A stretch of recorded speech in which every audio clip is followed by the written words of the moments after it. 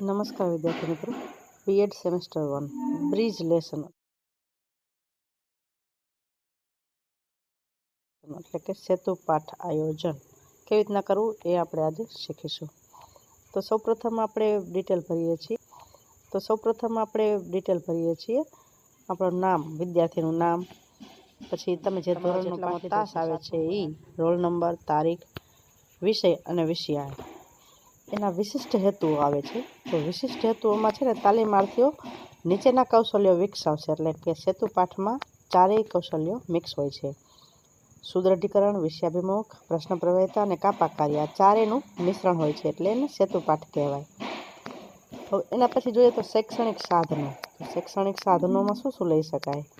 આપણે જે સફેદ ચોક લઈએ છીએ એ, રંગીન ચોક, પછી રોલઅપ બોર્ડ છે, ડસ્ટર છે, અને તમે જે ભણાવવા માટે ઉપયોગ કરો છો એવું ટીએલએમ શૈક્ષણિક સાધન. આહારના ઘટકો છે તો આહારના ઘટકો, ચાર્ટ છે, અથવા આહારના ઘટકોની ક્લિપ તમે બતાવો છો તો એને માટે મોબાઈલ કે જે કંઈ ઉપયોગ કરો છો એ બધા શૈક્ષણિક સાધનો કહી શકાય.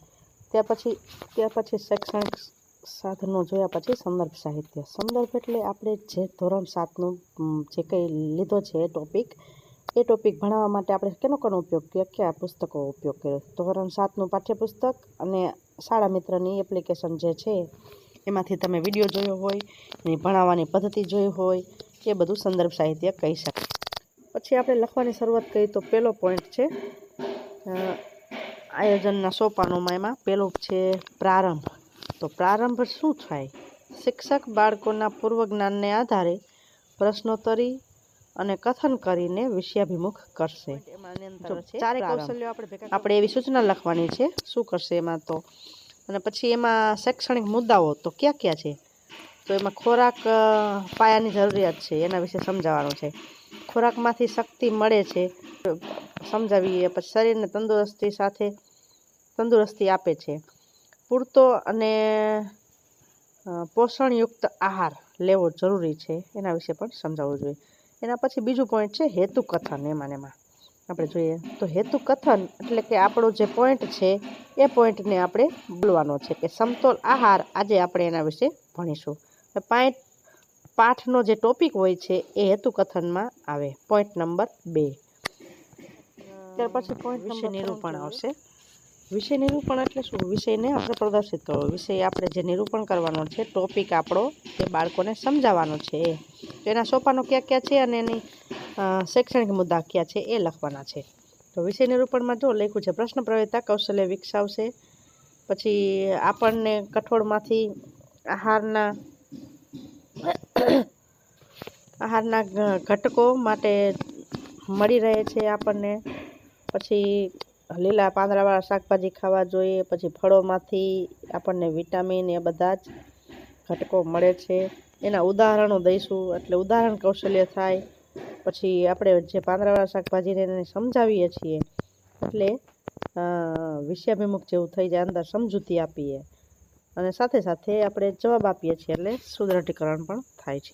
એની સામે પોઈન્ટ જોઈએ તો એના શૈક્ષણિક મુદ્દાઓ જોઈએ તો આહારના ઘટકો છે એના આપણે સમજૂતી આપીએ છીએ. લીલા પાંદડાવાળા શાકભાજી, પછી એમાં કાર્બોહાઈડ્રેટ, પ્રોટીન કે ચરબી, એ બધા જ આપણે ઉદાહરણ આપી અને એના વિશે પ્રશ્ન પણ પૂછીએ છીએ. એટલે આ બધા જ કૌશલ્યો વિષય નિરૂપણમાં આવરી લઈએ છીએ. એ 3 પોઈન્ટ થાય પછી શિક્ષકની પ્રવૃત્તિઓ અને વિદ્યાર્થીની પ્રવૃત્તિઓનું સુદ્રઢકો એવી કોલમ આવે છે. તો એ કોલમમાં આપણે શું કરીશું? તો એમાં લખેલું છે જો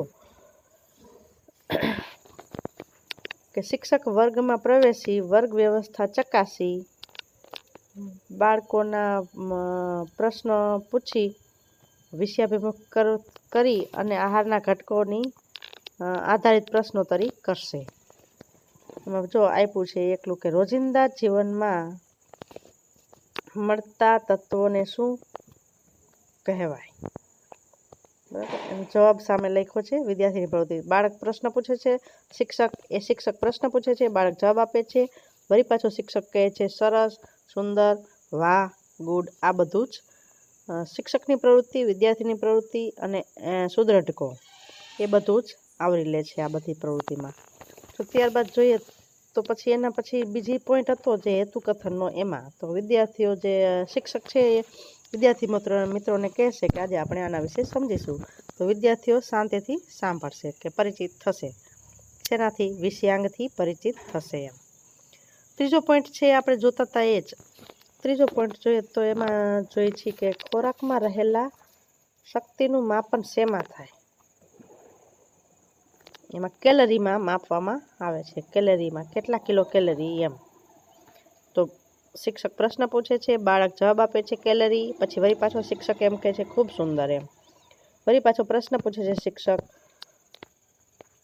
કે પ્રોટીન આપણા શરીરનો કેવો ઘટક છે? તો જવાબ આપે છે બાળક બંધારણીય એકમ. અને પાછો શિક્ષક જવાબ દે છે કે ગુડ. એવી રીતના પાછળનો પ્રશ્ન પૂછે છે. આ બધા પ્રશ્ન પૂછી અને એને યોગ્ય સુધરા બાદ આપણે શ્યામ ફલક નોંધ વિશે જોશું. તો પેજ નંબર 3માં શ્યામ ફલક નોંધ આવે છે. વિષય, વિષયાંગ, ધોરણ અને તારીખ એ બધા જ આપણે એને અનુકૂળ લખવાના હોય છે. અને જે હેડિંગ છે કે સમતોલ આહારના ઘટકો એને આપણે રંગીન ચોકથી બોર્ડમાં લખી અને એને સરસ મજાનું વર્ગીકરણ કરી અને કાપાકારી અને શણગારી અને લખી શકાય છે. તો આમાં સમતોલ આહારના ઘટકો, પછી એમાં પેલું છે કાર્બોદિત પદાર્થ, પ્રોટીન અને ચરબી. તો આ બધા જ વિષય એટલે જે કાર્બોદિત પદાર્થો છે એમાંથી આપણને શું મળે છે કે શક્તિનો એકમ કેલેરી છે, તો એને હાઇલાઇટ કરી છે, અંડરલાઇન. પછી શક્તિ કાર્બોદિત પદાર્થમાંથી મળે છે તો કેટલા ટકા મળે છે? 60 થી 80% મળે છે. અને આપણે જોઈએ છીએ કે પ્રોટીન એ બંધારણીય ઘટક છે. આ સમતોલ આહારનું કાપા કાર્ય થયું. આવી રીતના લખાઈ જાય એટલે તમારું સેતુ પાઠનું આયોજન સંપૂર્ણ થઈ જાય છે. ત્યારબાદ પ્રતિપોષણનું ખાનું આવે છે. એ શિક્ષકોને ભરવાનું હોય છે, તમારે નથી. આ વિજ્ઞાન વિષયનો સેતુ પાઠનો નમૂનો છે. આવી રીતના તમારે વિજ્ઞાન અને ગણિતના 3 સેતુ પાઠ લખવાના હોય છે. બીએડ અભ્યાસક્રમ અંતર્ગત તમારે કુલ 6 સેતુ પાઠ બનાવવાના હોય છે. ત્યારબાદ તો હવે આપણે જોશું સૂક્ષ્મ પાઠ આયોજન અને સેતુ પાઠ આયોજનનો તફાવત. તો સૂક્ષ્મ પાઠ આયોજન અને સેતુ પાઠના તફાવતો આ પ્રમાણે છે. એમાં પહેલાં જોઈએ તો ઉદ્દેશ્ય. તો સૂક્ષ્મ પાઠ આયોજન એ છે ચોક્કસ કૌશલ્ય પર ધ્યાન કેન્દ્રિત કરાવે છે. અને સેતુ પાઠ આયોજન છે જૂના અને નવા વિષય સાથે સેતુ બંધાવે છે. બીજું છે સમયગાળો. બેનો તફાવતમાં તો સમયગાળો બંનેનો અલગ છે. સેતુ પાઠનો 15 થી 20 મિનિટ છે અને માઇક્રો લેસનનો 5 થી 10 મિનિટ છે.